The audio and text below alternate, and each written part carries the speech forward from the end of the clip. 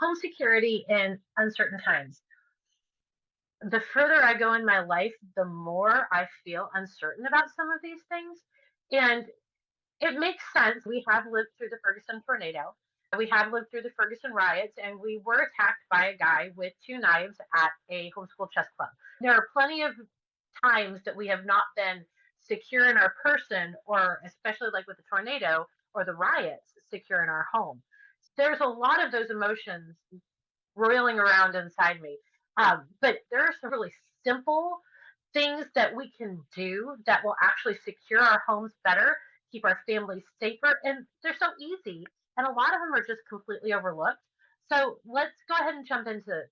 I want us to think about home security in two different types of times. Right now, we are living during the rule of law, or ROL. If we called 911, we're going to get somebody. But what happens if we are living without rule of law? Because security looks totally different in both of those times. And so we're going to touch on both of those throughout the course of our conversation tonight. So let's start by talking about security, home security, when there is the rule of law.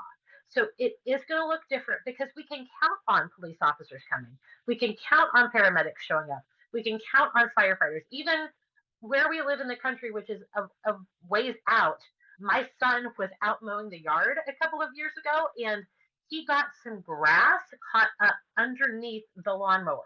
And as the blades were spinning, it caught on fire. So we had to call the fire brigade, and they came out. They got here pretty quickly. We got the fire put out, but we knew if we called 911, someone was going to come, and that's what happened. When we're living under rule of law, we're going to focus on preventing or deterring someone from entering our home. And here, let's talk about some simple ways to do that. This comes from real world info. When I was researching this a while ago, I had the chance to watch this video, and it was a man who sat down with nonviolent offenders, and he asked them honest questions about what would keep them from going into a house. And so a lot of this comes from that video that I got to watch. And it's really interesting to hear the specific types of things that would keep him from going in. One of the first things that thieves mentioned was that a barking dog would keep them out of the house because most nonviolent criminals don't want to contend with a dog. And it doesn't have to be a big dog. We had a little Yorkshire Terrier Dachshund mix, and we had him for 6 or 7 years. And he was a yippy dog, if you know what I'm talking about. Somebody drives up the driveway, he would yip and yip. But that's the kind of thing that would prevent someone from wanting to break into the house because they don't want to contend with a dog. And Bailey, if he didn't know you or didn't like you, he would let you know. We never had him fight someone because we were holding him in our arms if we had someone coming in to service an appliance. Bailey did not like them. So but that's a great deterrent. But what if you don't have a dog or if you don't want a dog? So there are some other options. One is to have a recording of a dog, and you could just tell your Alexa to play a recording of a dog on a loop, or have outdoor evidence that looks like you have a dog. Have a big food bowl. It looks maybe some of the kibbles are scattered a little bit here and there. The fact that you didn't have to have a dog. And we're going to talk about something like that here too. Closed circuit television, if they saw cameras on the outside of the house, they tended to not want to go into a house. But the cool thing about this is, again, you don't actually have to have that closed circuit television. It just simply needs to look like you have one. Now, from the first time that I ever researched this, the prices have come down significantly. So I was looking at the prices that I had written down from about 3 or 4 years ago when I first started researching this. And a closed circuit television for the outside of your house or a closed circuit camera ran about $130 on Amazon. But now I was looking at it today and they're down to about $50. In my opinion, fairly stinking reasonable. And the ones I was looking at were like solar powered and used Wi-Fi. It doesn't get much easier than that. And with the prices where they are, I think that's a great option. But then also, if you don't want to do that, you can buy a look-alike for as little as $5.50 a piece. It was like a 2-pack for $11. Now, you want to make sure that you're getting ones that look as close to the real thing as possible so a burglar doesn't look at that and go, yeah, I know that one's a fake. Something else you might want to consider is something like a Ring doorbell. Most people know that a Ring doorbell is going to videotape them. So if a thief is actually canvassing an area and looking for which houses he's going to try to break into, a Ring doorbell could be a deterrent. So that's something to think about as well. Moving on from that, though, I found it really interesting that appliances can play a big role in this. If you have a TV that's running, even if you're not home and you have the TV going, a burglar's not going to be as apt to come into your house because it sounds like somebody could be home. So the same thing goes for your radio that you might have playing. It also applies to lighting. So if you're not home in the evening, but you have a couple of lamps that are plugged into timers, and then right about sunset goes on, it looks like somebody's home because the lights are going on and off at appropriate times. So that is something to consider. If you have a wireless speaker that you can put in your window or in your door, you might be able to play music on Spotify while you're gone, something along those lines, so that it sounds like somebody's home listening to music. Again, just in general, you want to make it appear that the home is occupied one way or another. So moving on to the next one, visibility. It is really key that you keep the space around your windows and doors clear and open. You don't want shrubs under your windows because a burglar can hide in the shrubs while trying to jimmy a window open, or install motion activated lights for the outside. So if there's motion outside, the lights will go on. But we have 5 outdoor cats, and you can set most motion sensor lights to ignore small creatures. So it's not like it would just keep going off because my cats are roaming the yard at night. So that's also helpful to know that you have that option as well. Rose bushes are more open, and if you plant something like that under a window, it will deter thieves because the thorns will keep thieves from wanting to get underneath the window to jimmy it open. So something else to consider. All right, so let's talk a little bit about door security. Let's just get honest, use your deadbolt, especially when you go to bed at night.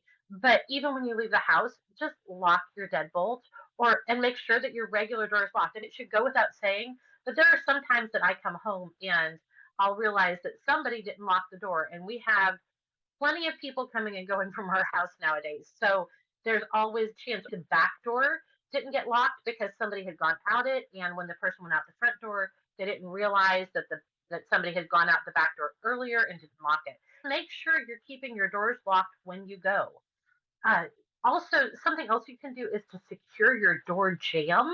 Use 3 to 4 inch long screws on your door jamb. Go to your door, open it, take a look at the wall where your lock fits into the wall. This is called the strike plate. Under the strike plate is your door jamb. In order to install longer screws in your door jamb, you'll have to remove the strike plate. And if you have a strong door jamb, though, your door is going to be so much more secure. Something else that I found that was really cool when I was researching this is called night lock. And no, I don't mean what Katniss and Peeta were going to eat so that they would die in Hunger the thing on the picture that you'll see right there. You've got 3 parts to this night lock. You've got the piece that is affixed to the door, and you've got the piece that is affixed to the floor. And then that red piece goes up and down. So you put it in when you are at home and you want to make sure your door is secure. You slide it all the way down. And then it's very simple. You just pull it up when you want to leave during the day. So, but that's an additional piece of hardware that isn't overly expensive, but would reinforce your door better. So that's something to think about. Also, don't forget your sliding glass door in the track behind the door that moves. You put a rod or a piece of wood in there that doesn't have a whole lot of give and fills up the majority of the space. You're going to be able to keep people from getting in that way as well. We're going to talk about window security next. Again, just like with the door, please use your locks. They're there for safety, so use them. But what if you want to have your windows cracked just a smidge? When we purchased new windows for one of our homes, the windows had window stops, not door stops. It would keep the window from being opened more than 2 inches, but it would allow you to crack the window if it was just that perfect temperature at night and you wanted to get some air circulating so you didn't have to use the air, didn't have to use the furnace. Then these window stops are a great option. But windows can be broken. So, how do we handle that? Oftentimes, burglars don't want to break a window because then you're probably going to hear it unless you were sound asleep at night. But there is a reinforced film that you can get to put on your windows. So if someone tries to break it, it I won't tell you that it can't be broken, but it would take a whole lot of work to break the window with this reinforced film on it. And you can get it either from Amazon or directly from 3M. So that's a really cool option. It's not overly expensive. There is a film that you can put on your windows that is supposed to stop bullets. That's a lot more expensive. But this one is is something that most people should be able to do if that was something you were concerned about and wanted to look into. Also, something that I found that was really cool is glass breaking alarms. So if glass from a window or a door, or even probably if you dropped a glass and it shattered in your home, the alarm would go off. And depending on the type that you have, it'll go off on your phone or it'll go off like an actual alarm. That way you're alerted if glass breaks because somebody's trying to get into the house. The last thing I found was really neat is that when these burglars were being interviewed, they said that if there was a lot of activity on a street, they wouldn't even consider stealing anything from somewhere in that neighborhood. Because if you have kids outside riding bikes or scooters or outside jump roping, talking with other friends, if people work out in their yards a lot, or if people walk their dogs a lot, that is a great deterrent to a thief coming to the house because they don't want the chance that they're going to get seen. If it's on a street where no one ever comes out, they come home, they go right in, they don't spend much time outside, that's a different scenario. So if you're having to consider a move, you might want to actually consider how much activity is on the street because that can be a big factor in how secure you are in your home. So I want to hit a couple other tips. Like we talked about, use your locks, whether it is window or door locks, because about one third of burglaries are not committed by forced entry. The burglar just walks in. That blew my mind when I read that statistic. Also, having something like a burglar decoy box with some cash or fake jewelry, maybe some papers that really aren't important but look important, something that they could find, think they've got a treasure trove, and get out quickly, then doing a better job of hiding your valuables. And if you're interested in more information on that, I do have an article on the blog about where you can hide your valuables, like hiding money in a mayo jar that was cleaned out and painted white on the inside.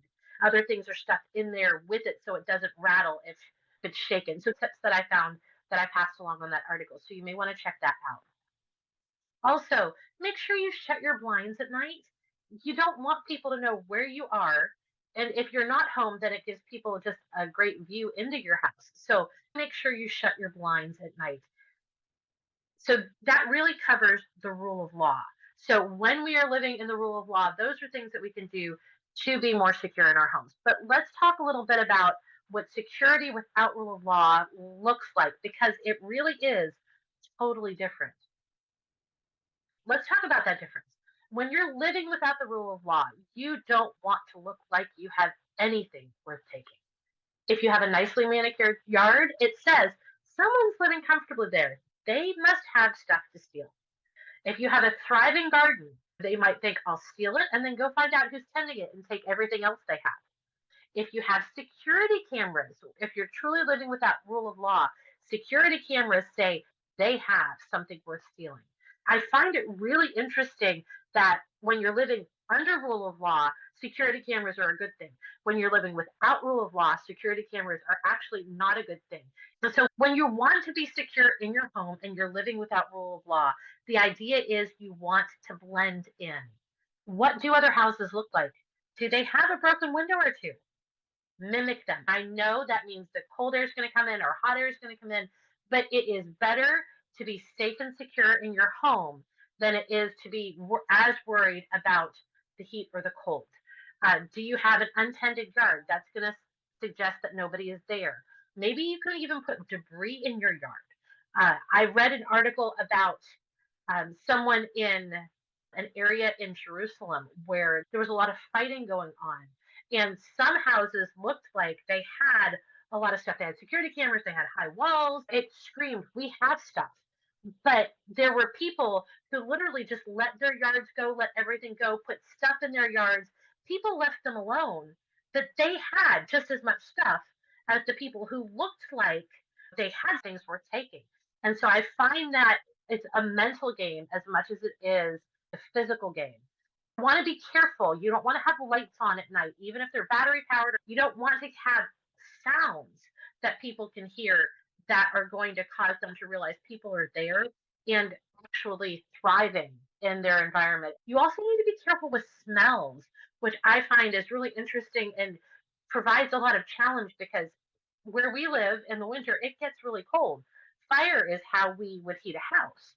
And that fire, though, tells people who are out and about there are people who are burning wood, and that means that they're home and they have things.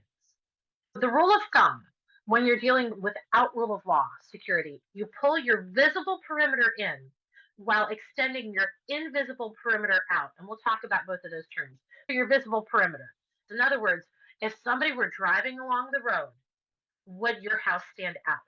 You don't want to have anything that says people are occupying the house. That's your visible perimeter. Where it looks like you are actually living, it shouldn't be able to be seen from outside the house on a regular basis. Um, so you don't want to have lights on. You have to be careful of smells, even smells from cooking. We can be walking from the church building to our car and we could smell somebody grilling. And I was like, oh, that smells so good. And you don't think about things like that, especially when you're living under the rule of law and you know that you're safe in your person for the most part. So it's a paradigm shift that we have to think about. So the second rule of thumb is you're going to extend your invisible perimeter out. So this is where a survival group can be helpful because your invisible perimeter is I can see things further away. You need to know if there is a gang of people driving down your road and hitting houses one at a time. And you need to have your eyes and ears out further, whatever that looks like, whether it's other people, whether it's binoculars, whether it's people standing guard in a way that people can't see them. But you need to be able to see trouble coming because your goal is to avoid the trouble. So that means you need to leave if you expect a group of people going along the houses on your road and they're ransacking them, then you leave with what you can carry and hope that you hid most of your other stuff, your food, your tools, and other things like that. Hopefully, you'll have something to come back to. So, just to review, rule of law, while we're living under rule of law, the goal is deterrence by looking like you're home. When you're living without the rule of law, the goal is deterrence by looking like you're not home and that you have nothing valuable.